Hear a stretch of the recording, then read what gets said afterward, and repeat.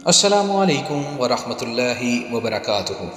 پیارے سامعین، اب تک ہم نے سنا کیسے صلاح الدین ایوبی وائسرائے مصر بن کر آئے اور آنے کے بعد مصر میں ان کو کن مشکلات کا سامنا کرنا پڑا، کیسے آستین کے سانپ ناجی کی شکل میں سامنے آئے، کیسے ایوبی نے علی بن سفیان کی جاسوسی کی مدد سے ناجی کے ناپاک ارادوں کو بھانپ لیا اور اس کی سوڈانی نفری کو دوسری نفری میں ملانے کی ترکیب لگائی، اور زکوئی کو ناجی نے کیسے ایوبی کو بہکانے اور اپنے مشن سے بھٹکانے کے لیے بعصمت لڑکی کے روپ میں پیش کیا۔ آگے جانتے ہیں باقی کی حقیقت۔ ناجی نے زکوئی کو دیکھا تو اسے بلا کر کہا، میں باہر جا رہا ہوں، کام بہت ہے، تم آرام کرو، اگر اکیلے دل نہ لگے تو حرم میں گھوم پھر آنا۔ ہاں، زکوئی نے کہا، جب سے آئی ہوں باہر نہیں نکلی۔ ناجی اور ادروس چلے گئے۔ زکوئی نے چگا پہنا، کمر بند میں خنجر رکھا اور حرم کی طرف چل پڑی۔ وہ جگہ چند سو گز دور تھی۔ وہ ناجی پر یہ ظاہر کرنا چاہتی تھی کہ وہ حرم میں گئی ہے۔ دربان کو بھی اس نے یہی بتایا تھا۔ حرم میں داخل ہوئی تو وہاں کے رہنے والی باقی عورتیں اسے حیران ہو کے دیکھنے لگیں۔ یہ پہلی دفعہ وہاں گئی تھی۔ سب نے اس کا استقبال احترام اور پیار سے کیا۔ ان دو لڑکیوں نے بھی اسے خوش آمدید کہا جو اسے قتل کرنا چاہتی تھی۔ زکوئی سب سے ملی، ہر ایک کے ساتھ باتیں کی اور واپس چل پڑی۔ وہ قرانٹ ملازمہ بھی وہیں تھی جسے اس کے قتل کے لیے کہا گیا تھا۔ اس نے زکوئی کو بڑے غور سے دیکھا۔ زکوئی باہر نکل گئی۔ حرم والے مکان اور ناجی کی رہائش گاہ کا درمیانی علاقہ اونچا نیچا تھا اور ویران تھا۔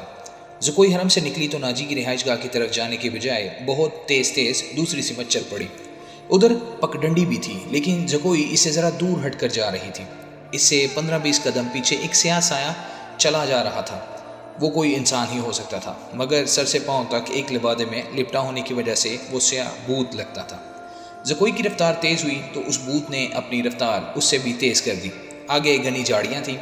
زکوئی ان میں روح پوش ہو گئی۔ سیاہ بھوت بھی جھاڑیوں میں غائب ہو گیا۔ وہاں سے کوئی 250-300 گز آگے صلاح الدین ایوبی کی رہائش گاہ تھی، جس کے ارد گرد فوج کے اعلیٰ رتبے کے افراد رہتے تھے۔ زکوئی کا رخ ادھر ہی تھا۔ وہ گھنی جھاڑیوں سے نکلی ہی تھی کہ بائیں طرف سے سیاہ بھوت اٹھا۔ چاندنی بڑی صاف تھی، پھر بھی اس کا چہرہ نظر نہیں آتا تھا۔ اس کے پاؤں کی آہٹ بھی نہیں تھی۔ بھوت کا ہاتھ اوپر اٹھا، چاندنی میں خنجر چمکا اور بجلی کی تیزی سے خنجر زکوئی کے بائیں کندھے اور گردن کے درمیان اتر گیا۔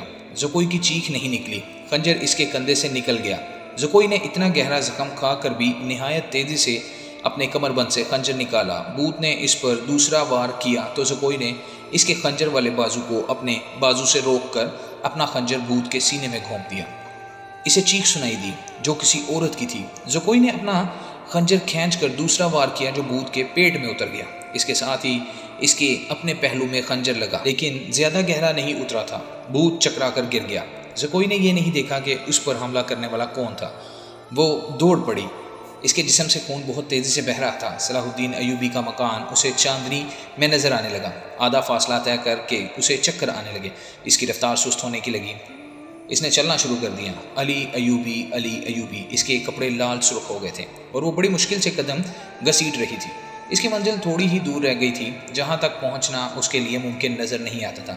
وہ مسلسل صلاح الدین ایوبی اور علی بن سفیان کو پکارے جا رہی تھی۔ قریب کہیں ایک سنتری پھر رہا تھا۔ اسے اس کی آوازیں سنائی دی تو وہ دوڑ کر پہنچا۔ زکوئی اس پر گر پڑی اور کہا، مجھے امیر مصر تک پہنچا دو، بہت جلدی، بہت جلدی۔ سنتری نے اس کا خون دیکھا تو اسے پیٹھ پر لادا اور دوڑ پڑا۔ صلاح الدین ایوبی اپنے کمرے میں بیٹھا علی بن سفیان سے رپورٹ لے رہا تھا۔ اس کے 2 نائب بھی موجود تھے۔ یہ رپورٹیں کچھ اچھی نہیں تھیں۔ علی بن سفیان نے بغاوت کے خدشے کا اظہار کیا تھا جس پر غور ہو رہا تھا۔ دربان گھبراہٹ کے عالم میں اندر آیا اور بتایا کہ ایک سپاہی ایک زخمی لڑکی کو اٹھائے باہر کھڑا تھا۔ کہتا ہے کہ یہ لڑکی امیر مصر سے ملنا چاہتی ہے۔ یہ سنتے ہی علی بن سفیان کمان سے نکلے ہوئے تیر کی طرح کمرے سے نکل گیا۔ اس کے پیچھے صلاح الدین ایوبی دوڑا۔ اتنے میں لڑکی کو اندر لے آئے۔ صلاح الدین ایوبی نے کہا، طبیب کو اور جراح کو فوراً بلاؤ۔ لڑکی کو صلاح الدین ایوبی اپنے پلنگ پر لیٹا دیا۔ ذرا سی دیر میں پلنگ پوش خون سے لال ہو گیا۔ کسی کو نہ بلاؤ، لڑکی نے خفیف آواز میں کہا، میں اپنا فرض ادا کر چکی ہوں۔ تمہیں زخمی کس نے کیا ہے زکوئی؟ علی بن سفیان نے پوچھا۔ پہلے ضروری باتیں سن لو، زکوئی نے کہا۔ شمال مشرق کی طرف سوار دوڑا دو۔ 2 سوار جاتے نظر آئیں گے۔ دونوں کے چوگے بادامی رنگ کے ہیں۔ ایک کا گھوڑا بادامی اور دوسرے کا سیاہ ہے۔ وہ تاجر لگتے ہیں۔ ان کے پاس سالار ناجی کا تحریری خط ہے جو عیسائی بادشاہ فرینک کو بھیجا گیا ہے۔ ناجی کی یہ سوڈانی فوج بغاوت کرے گی۔ مجھے اور کچھ بھی معلوم نہیں ہے، تمہاری سلطنت سخت خطرے میں ہے۔ ان 2 سواروں کو راستے میں پکڑ لو، تفصیل ان کے پاس ہے۔ بولتے بولتے زکوئی کو غشی آنے لگی۔ 2 طبیب آ گئے تھے، انہوں نے زکوئی کا خون بند کرنے کی کوششیں شروع کر دیں، اس کے منہ میں دوائیاں ڈالیں جن کے اثر سے وہ بولنے کے قابل ہو گئی۔ وہ ضروری پیغام دے چکی تھی۔ اس کے بعد اس نے دوسری ساری باتیں سنائی، مثلا ناجی نے ادروش کے ساتھ کیا باتیں کی تھیں، اسے کس طرح اپنے کمرے میں بھیج دیا گیا، ناجی کا غصہ اور بھاگ دوڑ، 2 سواروں کا آنا وغیرہ۔ پھر اس نے بتایا کہ اسے کچھ علم نہیں ہے اس پر حملہ کرنے والا کون تھا۔ وہ موقع موزوں دیکھ کر ادھر ہی رپورٹ دینے کے لیے آ رہی تھی کہ پیچھے سے کسی نے اسے خنجر گھونپ دیا ہے۔ اس نے اپنا خنجر نکال کر حملہ آور پر حملہ کیا ہے۔ حملہ آور کی چیخ بتاتی تھی کہ وہ کوئی عورت ہے۔ اس نے حملے کی جگہ بتائی، اسی وقت اس جگہ آدمی دوڑا دیے گئے۔ زکوئی نے کہا تھا کہ وہ زندہ نہیں ہو سکتی کیونکہ خنجر اس کے سینے اور پیٹ میں لگی ہیں۔ خون رک نہیں رہا تھا، زیادہ تر خون تو پہلے ہی بہہ گیا تھا۔ زکوئی نے صلاح الدین ایوبی کا ہاتھ پکڑا اور چوم کر کہا، اللہ آپ کو اور آپ کی سلطنت کو سلامت رکھے، آج آپ شکست نہیں کھا سکتے۔ مجھ سے زیادہ کوئی نہیں بتا سکتا کہ صلاح الدین ایوبی کا ایمان کتنا پختہ ہے۔ پھر اس نے علی بن سفیان سے کہا، میں نے کوتاہی تو نہیں کی، آپ نے جو مجھے فرض سونپا تھا وہ میں نے پورا کر دیا، تم نے اس سے زیادہ پورا کیا۔ علی بن سفیان نے اسے کہا، میرے تو وہم و گمان میں بھی نہ تھا کہ ناجی اس حد تک خطرناک کارروائی کرے گا اور تمہیں جان کی قربانی دینا پڑے گی۔ میں نے تمہیں صرف مخبری کے لیے وہاں بھیجا تھا، کاش میں مسلمان ہوتی، زکوئی نے کہا۔ اس کے آنسو نکل آئے۔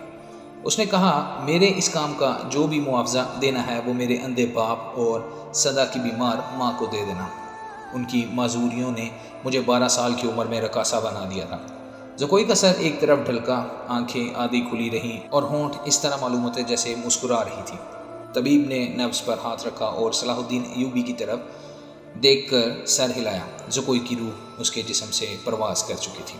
صلاح الدین ایوبی نے کہا، یہ کسی بھی مذہب کی تھی، اسے پورے اعزاز کے ساتھ دفن کرو، اس نے اسلام کے لیے جان قربان کی ہے، یہ ہمیں دھوکہ بھی دے سکتی تھی۔ دربان نے بتایا کہ باہر ایک عورت کی لاش آئی ہے، جا کر دیکھا وہ ایک ادھیڑ عمر کی عورت کی لاش تھی، جائے وقوع سے 2 خنجر ملے تھے۔ اس عورت کو کوئی نہیں پہچانتا تھا، یہ ناجی کے حرم کی ملازمہ تھی جس نے انعام کے لالچ میں زکوئی پر قاتلانہ حملہ کیا تھا۔ رات کو ہی زکوئی کو فوجی اعزاز کے ساتھ دفن کیا اور ملازمہ کی لاش گڑھا کھود کر دفنا دی گئی۔ دونوں کو خفیہ طریقے سے دفنایا گیا تھا۔ انہیں جب دفنایا جا رہا تھا، صلاح الدین ایوبی نے نہایت اعلیٰ نسل کے 8 جوان گھوڑے منگوائے اور 8 سوار منتخب کر کے انہیں علی بن سفیان کی کمان میں ناجی کے ان 2 آدمیوں کے پیچھے دوڑا دیا جو ناجی کا پیغام لے کر جا رہے تھے۔ زکوئی کون تھی؟ وہ مراکش کی ایک رقاصہ تھی۔ کسی کو بھی معلوم نہیں کہ اس کا مذہب کیا تھا، وہ مسلمان نہیں تھی، عیسائی بھی نہیں تھی۔ جیسا کہ کہا جا چکا ہے کہ علی بن سفیان صلاح الدین ایوبی کی انٹیلیجنس یعنی جاسوسی اور سراغ رسانی کا سربراہ تھا۔ اسے دوسروں کے راز معلوم کرنے کے لیے کئی ڈھونگ اختیار کرنا پڑتے تھے۔ صلاح الدین ایوبی اسے اپنے ساتھ مصر لایا تھا۔ یہاں آ کر معلوم ہوا کہ سوڈانی فوج کا سالار ناجی سازشی اور شیطان ہے۔ اس کے اندرون خانہ حالات معلوم کرنے کے لیے علی بن سفیان نے جاسوسوں کا جال بچھا دیا تھا۔ اس راز کی ایک بات یہ معلوم ہوئی کہ ناجی حسن بن صباح کے فدائیوں کے طرح مخالفین کو حسین لڑکیاں اور حشیش سے پھانستا ہے، اپنا گرویدہ بناتا ہے یا مروا دیتا ہے۔ علی بن سفیان نے تلاش وصال کے بعد کسی کی وساطت سے زکوئی کو مراکش سے حاصل کیا اور خود بردہ فروش کا بہروپ دھار کر اسے ناجی کے ہاتھ بیچ دیا۔ اس لڑکی میں ایسا جادو تھا کہ ناجی اسے صلاح الدین ایوبی کو پھانسنے کے لیے استعمال کرنا چاہتا تھا، مگر خود ہی اس لڑکی کے دام میں پھنس گیا۔ پھنسا بھی ایسا کہ اس کے سامنے وہ اپنے نائب سالار کے ساتھ راز کی باتیں کرتا رہا۔ اس نے زکوئی کو جشن کی رات صلاح الدین ایوبی کے خیمے میں بیچ دیا اور اپنی اس فتح پر بے حد مسرور تھا کہ صلاح الدین ایوبی کا اس نے بت توڑ دیا ہے۔ اب وہ اسی لڑکی کے ہاتھوں اسے شراب بھی پلا سکے گا اور پھر اسے اپنا مرید بنا لے گا۔ مگر اس کے فرشتوں کو بھی معلوم نہیں ہو سکا کہ زکوئی صلاح الدین ایوبی کی ہی جاسوس تھی۔ وہ اسے خیمے میں رپورٹیں دیتی رہی اور صلاح الدین ایوبی سے ہدایت لیتی رہی تھی۔ اس کے خیمے سے نکل کر زکوئی دوسری طرف چلی گئی تھی جہاں اسے منہ سر لپیٹے ایک آدمی ملا تھا۔ وہ آدمی علی بن سفیان تھا جس نے اسے کچھ اور ہدایت دی تھی۔ اس کے بعد زکوئی ناجی کے گھر سے باہر نہ نکل سکی، اس لیے وہ علی بن سفیان کو کوئی رپورٹ نہ دے سکی۔ آخر اسے موقع مل گیا اور وہ ایسی خبر لے کر وہاں سے نکلی جو خدا کے سوا کسی اور کو معلوم نہ تھی۔ یہ زکوئی کی بدنصیبی تھی کہ حرم میں اس کے خلاف اس لیے سازش ہو رہی تھی کہ اس نے ناجی پر قبضہ کر لیا ہے۔ یہ سازش کامیاب ہو گئی اور زکوئی قتل ہو گئے۔ لیکن وہ اطلاع پہنچانے تک زندہ رہی۔ اس کے مرنے سے کچھ عرصہ بعد وہ معاوضہ جو علی بن سفیان نے اس کے ساتھ طے کیا تھا، صلاح الدین ایوبی کی طرف سے انعام، اور وہ رقم جو علی بن سفیان نے ناجی سے بردہ فروش کے بیس میں زکوئی کی قیمت کے طور پر وصول کی تھی، مراکش میں زکوئی کے معذور والدین کو ادا کر دی۔ موت کی اس رات کے ستارے ٹوٹ گئے اور صبح طلوع ہوئی تو علی بن سفیان 8 سواروں کے ساتھ انتہائی رفتار سے شمال مشرق کی طرف جا رہا تھا۔ آبادیاں دور پیچھے رہ گئی۔ اسے معلوم تھا کہ فرینک کے ہیڈ کوارٹر تک کا پہنچنے کا راستہ کون سا ہے۔ رات انہوں نے گھوڑوں کو تھوڑی دیر آرام دیا۔ یہ عربی گھوڑے تھکے ہوئے بھی تازہ دم لگتے ہیں۔ دور افق پر کھجور کے چند ایک درختوں میں علی کو 2 گھوڑے جاتے نظر آئے۔ اس نے اپنی پارٹی کا راستہ بدلنے اور اونٹ میں ہونے کے لیے ٹیلوں کے ساتھ ساتھ ہو جانے کو کہا۔ وہ صحرا کا رازدان تھا، بھٹکنے کا اندیشہ نہ تھا۔ اس نے رفتار اور تیز کر دی۔ اگلے 2 سواروں اور اس کی پارٹی میں کم و بیش 4 میل کا فاصلہ تھا۔ یہ فاصلہ طے ہو گیا مگر گھوڑے تھک گئے۔ وہ جب کھجوروں کے درختوں تک پہنچے تو 2 سوار کوئی 2 میل دور مٹی کی ایک پہاڑی کے ساتھ ساتھ جا رہے تھے۔ ان کے گھوڑے بھی شدید تھک گئے تھے۔ دونوں سوار اترے اور نظروں سے اوجھل ہو گئے۔ وہ پہاڑی کی اوٹ میں بیٹھ گئے تھے۔ علی بن سفیان نے کہا اور راستہ بدل دیا۔ فاصلہ کم ہوتا گیا اور جب فاصلہ چند سو گز رہ گیا تو دونوں سوار اونٹ سے سامنے آئے۔ انہوں نے گھوڑوں کے سرپلٹ دوڑنے کا شور سن لیا تھا۔ وہ دوڑ کر غائب ہو گئے۔ علی بن سفیان نے گھوڑے کو ایڑی لگائی۔ تھکے ہوئے گھوڑے نے وفاداری کا ثبوت دیا اور رفتار تیز کر دی۔ باقی گھوڑے بھی تیز ہو گئے۔ پہاڑی کے اندر گئے تو دونوں سوار وہاں سے جا چکے تھے مگر دور نہیں گئے تھے۔ وہ شاید گھبرا بھی گئے تھے۔ آگے ریتلی چٹانیں تھیں، انہیں راستہ نہیں مل رہا تھا، کبھی دائیں جاتے کبھی بائیں جاتے۔ علی بن سفیان نے اپنے گھوڑے ایک صف میں پھیلا دیے اور بھاگنے والوں سے 100 گز دور جا پہنچا۔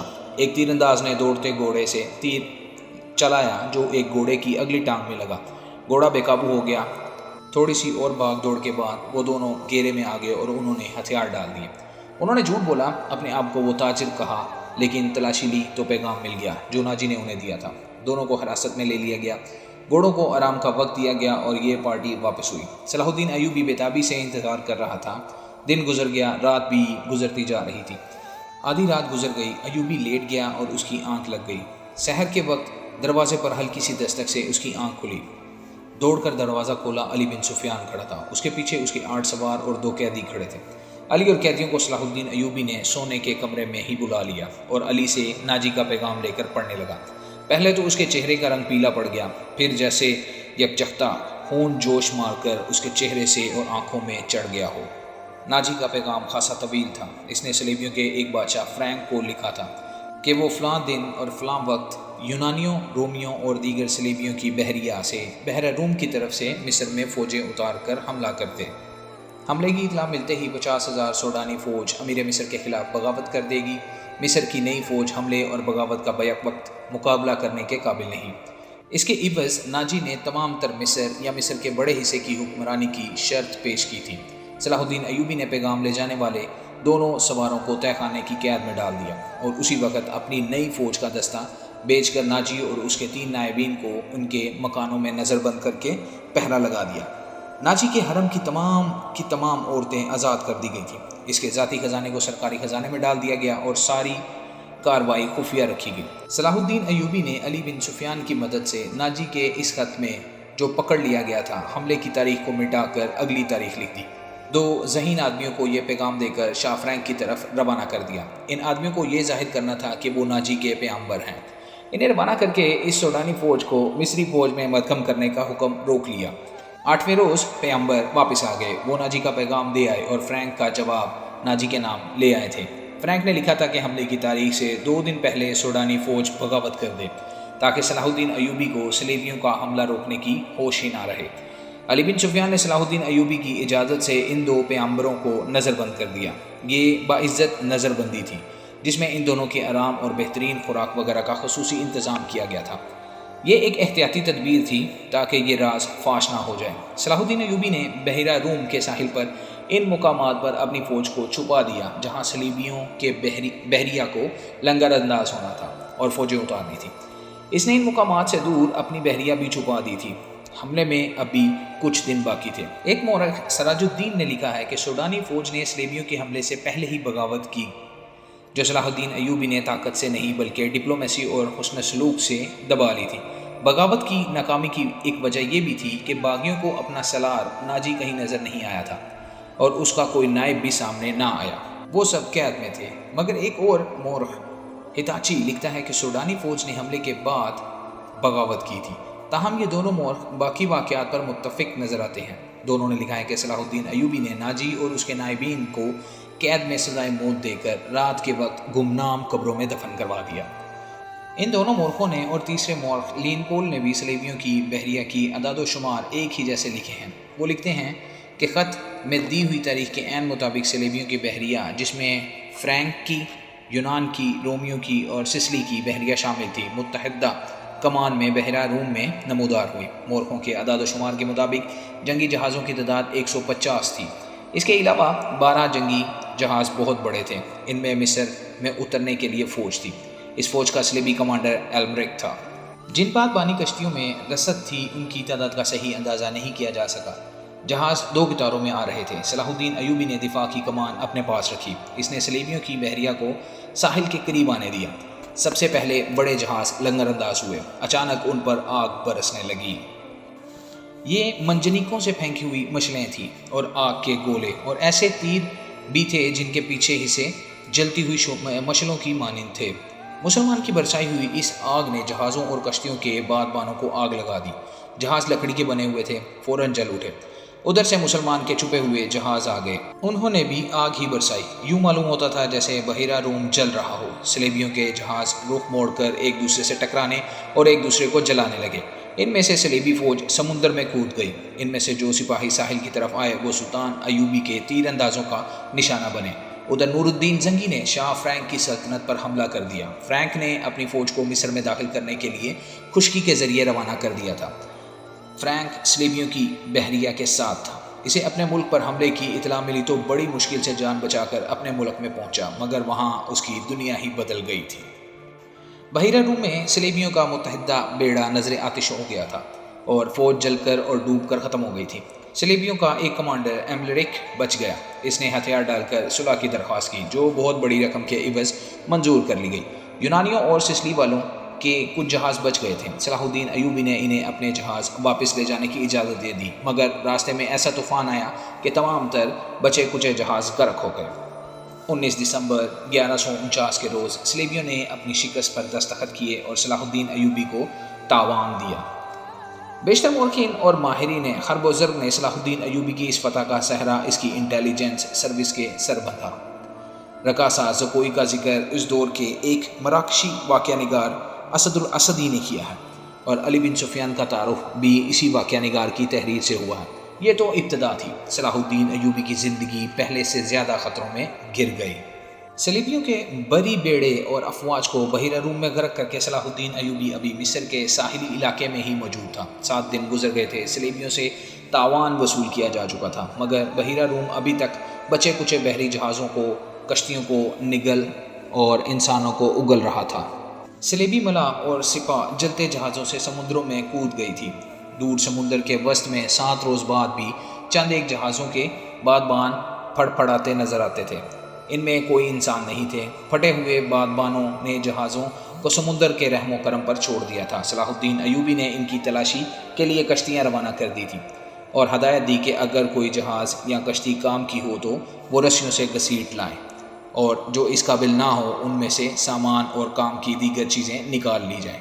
کشتیاں چلی گئی تھیں اور جہازوں سے سامان لایا جا رہا تھا۔ ان میں زیادہ تر اسلحہ اور کھانے پینے کا سامان تھا یا لاشیں۔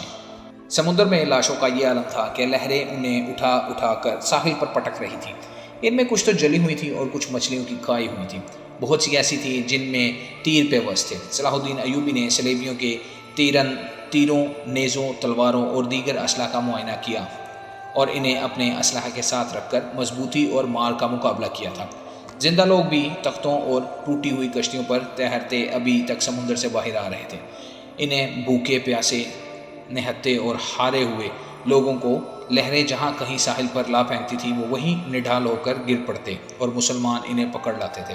ساحل کی میلوں لمبائی میں یہی عالم تھا۔ سلطان ایوب نے اپنی سپاہ کو مصر کے سارے ساحل پر پھیلا دیا تھا اور انتظام کیا تھا کہ جہاں بھی کوئی قیدی سمندر سے نکلے اسے وہیں خشک کپڑے اور خوراک دی جائے، اور جو زخمی ہوں ان کی مرہم پٹی بھی وہیں ہو جائے۔ اس اہتمام کے بعد قیدیوں کو ایک جگہ جمع کیا جا رہا تھا۔ صلاح الدین ایوبی گھوڑے پر سوار ساحلی علاقے میں گھوم پھر رہا تھا۔ وہ اپنے خیمے سے کوئی 2 میل دور نکل گیا۔ آگے چٹانی علاقہ آ گیا۔ چٹانوں کی ایک سمت سمندر اور ایک عقب میں صحرا تھا۔ یہ سرسبز صحرا تھا جہاں کھجور کے علاوہ دوسری اقسام کے سرائی درخت اور جھاڑیاں تھیں۔ سلطان ایوبی گھوڑے سے اترا اور پیدل چٹانوں کے دامن میں چل پڑا۔ محافظ دستے کے 4 سوار اس کے ساتھ تھے۔ اس نے اپنا گھوڑا محافظوں کے حوالے کیا اور انہیں وہیں ٹھہرنے کو کہا۔ اس کے ساتھ 3 سالار تھے، ان میں اس کا رفیق خاص بہاؤالدین شدت بھی تھا۔ وہ اس مارکے سے ایک ہی روز قبل عرب سے اس کے پاس آیا تھا۔ انہوں نے بھی گھوڑے محافظوں کے حوالے کیے اور سلطان کے ساتھ ساتھ چلنے لگے۔ موسم سرد تھا، سمندر میں تلاطم نہیں تھا، لہریں آتی تھیں اور چٹانوں سے دور ہی سے واپس چلی جاتی تھیں۔ ایوبی ٹہلتے ٹہلتے دور نکل گیا اور محافظ دستے کی نظروں سے اوجھل ہو گیا۔ اس کے آگے پیچھے اور بائیں طرف اونچی نیچی چٹانیں اور دائیں طرف ساحل کی ریت تھی۔ وہ ایک چٹان پر کھڑا ہو گیا جس کی بلندی 2-2.5 گز تھی۔ اس نے بحیرہ روم کی طرف دیکھا۔ یوں معلوم ہوتا تھا جیسے سمندر کی نیلاہٹ سلطان ایوبی کی آنکھوں میں اتر آئی ہو۔ اس کے چہرے پر فتح و نصرت کی مسرت تھی۔ اس کی گردن کچھ زیادہ ہی تن گئی تھی۔ اس نے ناک سکیڑ کر کپڑا ناک پر رکھ لیا، بولا، کس قدر تعفن ہے۔ اس کی اور اس کے سالاروں کی نظریں ساحل پر گھومنے لگیں۔ پھڑپھڑانے کی آوازیں سنائی دیں، پھر ہلکی ہلکی چیخیں اور سیٹیاں سی سنائی دیں۔ اوپر سے 3-4 گدھ پر پھیلائے اترتے دکھائی دیے اور چٹانوں کی اوٹ میں جدھر ساحل تھا اتر گئے۔ ایوبی نے کہا، لاشیں ہیں۔ ادھر گیا تو 15-20 گز دور 3 گدھ لاشوں کو کھا رہے تھے۔ ایک گدھ ایک انسانی کھوپڑی پنجوں میں دبوچ کر اڑا اور جب فضا میں چکر کاٹا تو کھوپڑی اس کے پنجوں سے چھوٹ گئی اور صلاح الدین ایوبی کے سامنے آن گری۔ کھوپڑی کی آنکھیں کھلی ہوئی تھیں جیسے صلاح الدین ایوبی کو دیکھ رہی ہوں۔ چہرے اور بالوں سے صاف پتہ چلتا تھا کہ کسی سلیبی کی کھوپڑی ہے۔ ایوبی کچھ دیر کھوپڑی کو دیکھتا رہا، پھر اس نے اپنے سالاروں کی طرف دیکھا اور کہا، ان لوگوں کی کھوپڑیاں مسلمانوں کی کھوپڑیوں سے بہتر ہیں۔ یہ ان کھوپڑیوں کا کمال ہے کہ ہماری خلافت عورت اور شراب کی نظر ہوتی جا رہی ہے۔ سلیبی چوہوں کی طرح سلطنت اسلامیہ کو ہڑپتے چلے جا رہے ہیں، ایک سالار نے کہا، اور ہمارے بادشاہ انہیں جزیہ دے رہے ہیں۔ شداد نے کہا، فلسطین پر سلیبی قابض ہیں۔ سلطان، کیا ہم امید رکھ سکتے ہیں کہ ہم فلسطین سے انہیں نکال سکیں گے؟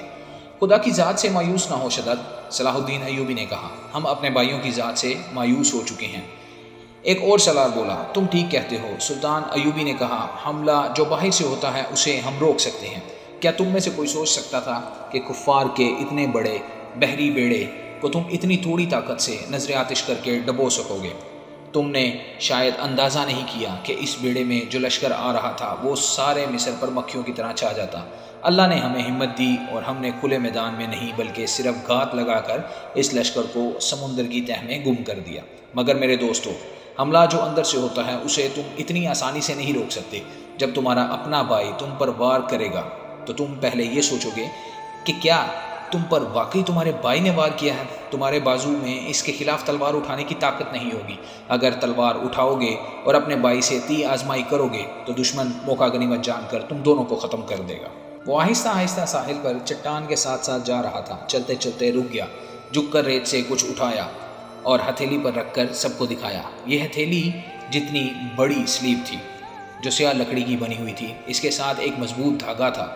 اس نے ان لاشوں کے بکھرے ہوئے اعضاء کو دیکھا جنہیں گدھ کھا رہے تھے، پھر کھوپڑی کو دیکھا جو گدھ کے پنجوں سے اس کے سامنے آ گری تھی۔ وہ تیز تیز قدم اٹھاتا کھوپڑی تک گیا۔ 3 گدھ کھوپڑی کی ملکیت پر لڑ رہے تھے۔ صلاح الدین ایوبی کو دیکھ کر پرے چلے گئے۔ سلطان ایوبی نے سلیب کھوپڑی پر رکھ دی اور دوڑ کر اپنے سالاروں سے جا ملا۔ کہنے لگا، میں نے سلیبیوں کے ایک قیدی افسر سے باتیں کی تھیں، اس کے گلے میں بھی سلیب تھی۔ اس نے بتایا کہ سلیبی لشکر میں جو بھرتی ہوتا ہے اسے سلیب پر ہاتھ رکھ کر حلف لیا جاتا ہے کہ وہ سلیب کے نام پر جان کی بازی لگا کر لڑے گا اور وہ روئے زمین سے آخری مسلمان کو بھی ختم کر کے دم لے گا۔ اس حلف کے بعد ہر لشکری کے گلے میں سلیب لٹکا دی جاتی ہے۔ یہ سلیب مجھے ریت سے ملی ہے، معلوم نہیں کس کی تھی۔ میں نے اس کی کھوپڑی پر رکھ دی ہے تاکہ اس کی روح سلیب کے بغیر نہ رہے۔